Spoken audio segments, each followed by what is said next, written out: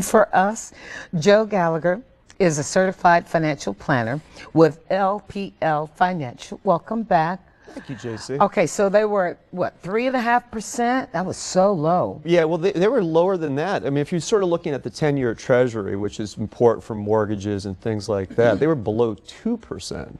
Oh. So, if you go back, you can go back to 1850 when they came out to with a 10-year Treasury, and they've been at historical lows now for about a couple of years. And they jumped 0.75%. Big move in June, shocked the bond market, shocked the mortgages. Mortgages went from low 3s to low 4s, and really woke everybody up that we're not going to be at these rates forever.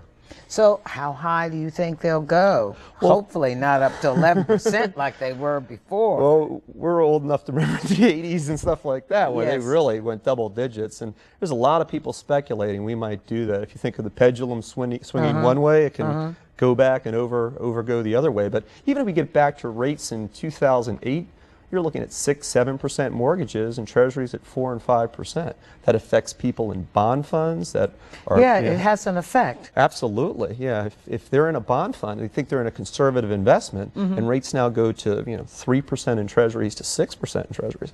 That's going to really hurt these people that have conservative investments. All right, let's talk about these interest rates. If they go up, is it good for someone? Bad for someone?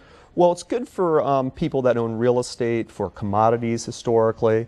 Also, hit and miss with the stock market. It's good for some things. Insurance companies, banks, they can charge larger spreads off of higher borrowing rates.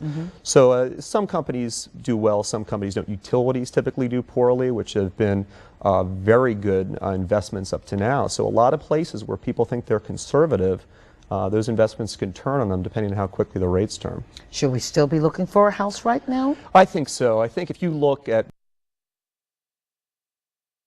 where prices are and where they came from in their highs, and borrowing rates still being in the low 4s. I mean, we remember mortgage rates at 6 and 7%, or we have to get back to realistic numbers. I mean, sooner or later we're going to be there. Absolutely. I still think it's a great time for real estate. All right, Joe Gallagher, it's always a pleasure to have you, and thank you for being with us. Come back and visit us at 5 o'clock.